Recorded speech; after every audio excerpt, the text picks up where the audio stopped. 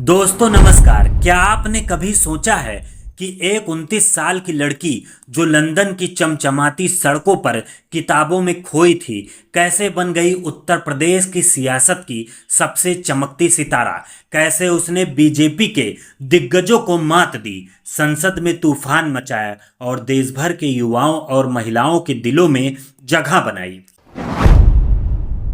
जी हाँ, हम बात कर रहे हैं समाजवादी पार्टी की सुपरस्टार सांसद इकरा हसन की। लेकिन रुकिए, ये कहानी सिर्फ जीत की नहीं है, ये कहानी है हिम्मत की, बेबाकी की और एक ऐसी जंग की जिसमें इकरा हसन ने न सिर्फ अपनी विरासत को बचाया बल्कि कैराना को नई पहचान दी। आज हम आपको ले चलेंगे इकरा हसन की जिंदगी के उस सफर पर जहां वो एक शर्मीली स्टूडेंट से बनी कैराना की शेरनी। हम बताएंगे कैसे इकरा हसन ने 2024 में बीजेपी को हराया, संसद में उन धमाकेदार बयानों का क्या राज है जिन्होंने सबको हिलाकर रख दिया, वो कौन से विवाद हैं जिसमें इकरा हसन ने ट्रोल्स और आलोचनाओं को करारा जवाब दिया, और सबसे खास वो निजी जिंदगी का वो किस्सा जिसने उन्हें बनाया इतना बिंदास। इकरा हसन का जन्म 26 अगस्त 1994 को कैराना उत्तर प्रदेश में हुआ। लेकिन ये कोई साधारण कहानी नहीं थी। इकरा हसन का परिवार सियासत का वो खानदान है जिसमें कैराना को अपनी मेहनत और समर्पण से नई पहचान दी। उनके दादा चौधरी अख्तर हसन 1984 में कांग्रेस के टिकट पर सांसद बने। उनके पिता चौधरी मुनव्वर हसन लोकसभा और राज्यसभा दोनों में सांसद रहे। उनकी मां बेगम तबसुम हसन उत्तर प्रदेश की पहली मुस्लिम महिला सांसद बनी और उनके भाई नाहिद हसन आज कैराना से लगातार 3 बार विधायक हैं। लेकिन इकरा हसन की जिंदगी सिर्फ इस विरासत तक सीमित नहीं थी। बचपन से ही वो पढ़ाई में अव्वल थी।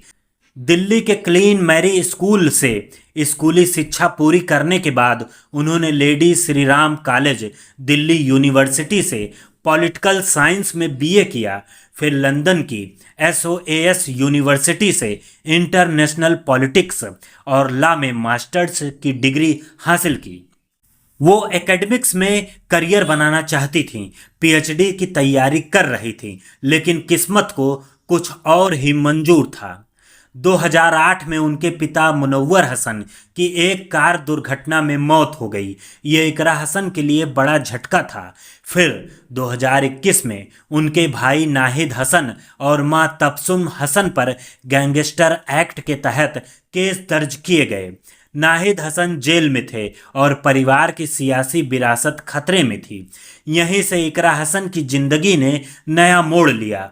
वो लंदन से कैराना लौटी और परिवार को संभालने के साथ साथ सियासत में कदम रखा।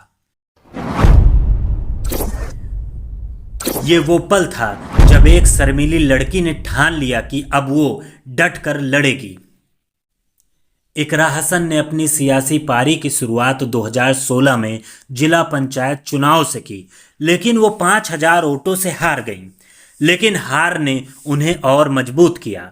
2022 में जब उनके भाई नाहिद हसन जेल में थे, इकरा हसन ने उनकी विधानसभा सीट के लिए कैंपेन की कमान संभाली। एक ऐसी लड़की जो पहले पब्लिक स्पीकिंग में शर्माती थी, अब गलियों गलियों में रैलियां कर रही थी, और नतीजा नाहिद हसन ने जेल से ही चुनाव जीत लिया। लेकिन असली धमाका 2024 में हुआ। समाजवादी पार्टी के मुखिया अखिलेश यादव ने इकरा हसन पर भरोसा जताया और उन्हें कैराना लोकसभा सीट से टिकट दिया। यह आसान नहीं था। सामने थे बीजेपी के मौजूदा सांसद प्रदीप चौधरी। उन्होंने 2019 में इकरा हसन की मां तबसुम हसन को हराया था। ऊपर से राष्ट्रीय लोकदल RLD ने आखिरी वक्त पर सपा का साथ छोड़कर बीजेपी के साथ गठबंधन कर लिया। जाट वोटों का नुकसान होने का डर था, लेकिन इकरा हसन ने हार नहीं मानी। उन्होंने पुराने जमाने की कैंपेन की, घर घर जाकर वोट मांगे, महिलाओं से गहरी बातचीत की और हर जाति समुदाय को साथ लिया। उनकी सादगी और मेहनत ने लोगों का दिल जीत लिया। नतीजा 2024 में इकरा हसन ने प्रदीप चौधरी को 69,116 वोटों से चुनाव हरा दिया। वो सिर्फ सांसद नहीं बनी बल्कि 29 साल की उम्र में 18वीं लोकसभा की सबसे कम उम्र की मुस्लिम महिला सांसद बनकर इतिहास रच दिया। सोशल मीडिया पर उनकी लोकप्रियता का आलम यह था कि लोग उन्हें कैराना की बहन और युवा जोश कहने लगे। एक वायरल वीडियो में जहां वो 2019 में लंदन की सड़कों पर CAA NRC के खिलाफ प्रदर्शन कर रही थी ने उन्हें और चर्चा में ला दिया। दोस्तों, ये थी इकरा हसन की वो ताकत जिसने सियासत के मैदान में तूफान ला दिया। इकरा हसन सिर्फ सांसद बनकर नहीं रुकी, उन्होंने संसद में ऐसी आवाज उठाई जिसने सबको चौंका दिया। उनकी पहली स्पीच में ही उन्होंने महिलाओं की शिक्षा और किसानों के हक की बात की। एक इंटरव्यू में उन्होंने कहा, मैं चाहती हूं कि कैराना की हर लड़की को उच्च शिक्षा मिले। हमारे यहाँ कोएड कॉलेज है, लेकिन रूढ़वादी सोच की वजह से लड़कियों को पढ़ने नहीं भेजा जाता। मैं इसके लिए लड़ूंगी। कैराना एक गन्ना बेल्ट है। इकरा हसन ने गन्ना मिलों से समय पर भुगतान न होने का मुद्दा उठाया और किसानों के लिए MSP और मुफ्त बिजली की मांग की। उन्होंने कैराना में खराब सड़कों, बिजली की कमी और स्वास्थ्य केंद्रों की बदहाली का जिक्र किया। इकरा हसन ने कहा कि बिना महिला आरक्षण कानून के संसद में महिलाओं की भागीदारी नहीं बढ़ेगी। उन्होंने दलित और मुस्लिम महिलाओं के लिए खास तौर पर आवाज उठाई। इकरा हसन ने बीजेपी के ट्रिपल तलाक कानून को संदिग्ध करार दिया। उनकी एक और खास बात है उनकी स्ट्रेटजिक फेमिनिज्म। एक इंटरव्यू में उन्होंने कहा, मैं फेमिनिस्ट हूँ, लेकिन कैराना में पितृसत्तात्मक समाज है। मुझे अपनी बात इस तरह रखनी पड़ती है कि लोग उसे स्वीकार करें। उनकी ये समझदारी ही उन्हें अलग बनाती है। इकरा हसन ने कैराना की छवि सुधारने की भी ठानी।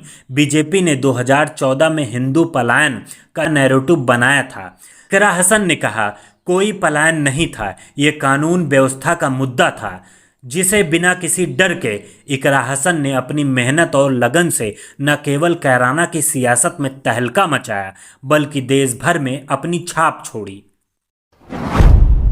जहाँ लोकप्रियता होती है वहाँ विवाद भी आते हैं। इकरा हसन के साथ भी ऐसा ही हुआ। उनकी बेबाकी ने कई बार उन्हें सुर्खियों में लाया।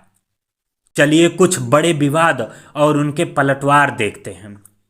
2024 में एक फर्जी खबर वायरल हुई कि इकरा हसन को पाकिस्तान से आम की टोकरी मिली। इकरा हसन ने तुरंत इसका खंडन किया और पुलिस में शिकायत दर्ज कराई। उन्होंने कहा, यह सस्ती सियासत है।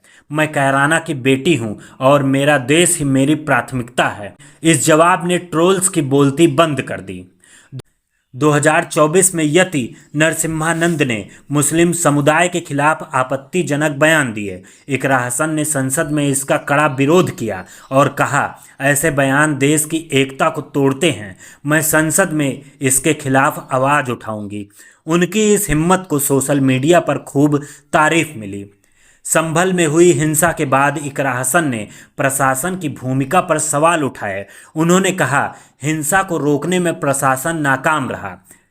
हमें एकता की जरूरत है, नफरत की नहीं। बीजेपी ने इसे सियासी रंग देने की कोशिश की, लेकिन इकरा हसन ने स्पष्ट किया कि वो सिर्फ अपने लोगों की आवाज़ उठा रही हैं। इकरा हसन की शादी और दुपट्टे को लेकर सोशल मीडिया पर कई बार सवाल उठे। एक पॉडकास्ट में उन्होंने बिंदास जवाब दिया, शादी मेरे लिए प्राथमिकता नहीं, मेरा फोकस मेरा काम है और दुपट्टा ये मेरा प्रोफेशनल लुक है, मेरी ताकत है। इस जवाब ने उनके फैंस को और दीवाना बना दिया। इकरा हसन की खासियत है कि वो हर आलोचना का जवाब अपनी बेबाकी और तर्कों से देती हैं। उनकी ये अदा ही उन्हें कैराना की शेरनी बनाती है। इकरा हसन सिर्फ एक सांसद या सियासतदान नहीं है, वो एक ऐसी शख्सियत है जो हर उस इंसान के लिए प्रेरणा है जो सपने देखता है। एक पॉडकास्ट में उन्होंने बताया कि उनकी फेवरेट नेता सुषमा स्वराज और महुआ मोइत्रा हैं क्योंकि वो बेबाक और मजबूत महिला हैं। वो कहती हैं, मैं पितृसत्ता को चुनौती देना चाहती हूँ। औरतें हर क्षेत्र में आगे बढ़ सकती हैं अगर उन्हें मौका मिले। इकरा हसन की निजी जिंदगी भी उतनी ही दिलचस्प है। वो अविवाहित हैं और कहती हैं, शादी का वक्त आएगा तो होगी, नहीं तो भी कोई बात नहीं। उनकी सादगी का आलम यह है कि वो आज भी कैराना में अपने लोगों के बीच रहती हैं। ईद पर उनके घर युवा उनके साथ सेल्फी लेने आते हैं। इकरा हसन की सबसे बड़ी ताकत है उनकी मेहनत और लोगों से जुड़ाव। वो कहती हैं, मैं 24 घंटे और सातों दिन अपने लोगों के लिए उपलब्ध हूँ। उनकी खुशी और दुख में शामिल होना ही मेरा काम है। उनकी ये बात ही उनको सबसे अलग बनाती है। तो दोस्तों, ये थे इकरा हसन की कहानी, एक ऐसी लड़की की जिसने लंदन की किताबों से लेकर कैराना की गलियों तक का सफ़र तय किया, जिसने न सिर्फ अपनी विरासत को बचाया बल्कि देश की संसद में अपनी आवाज़ बुलंद की। इकरा हसन की कहानी हमें सिखाती है कि उम्र, जेंडर या समाज की बंदिशें आपको रोक नहीं सकती अगर आपका इरादा मजबूत है। इकरा हसन की तरह आप भी अपने सपनों को हकीकत बना सकते हैं। तो बताइए, इकरा हसन की कहानी का कौन सा हिस्सा आपको सबसे ज़्यादा पसंद आया? क्या आप भी उनकी तरह बेबाकी से अपनी बात रखना चाहेंगे?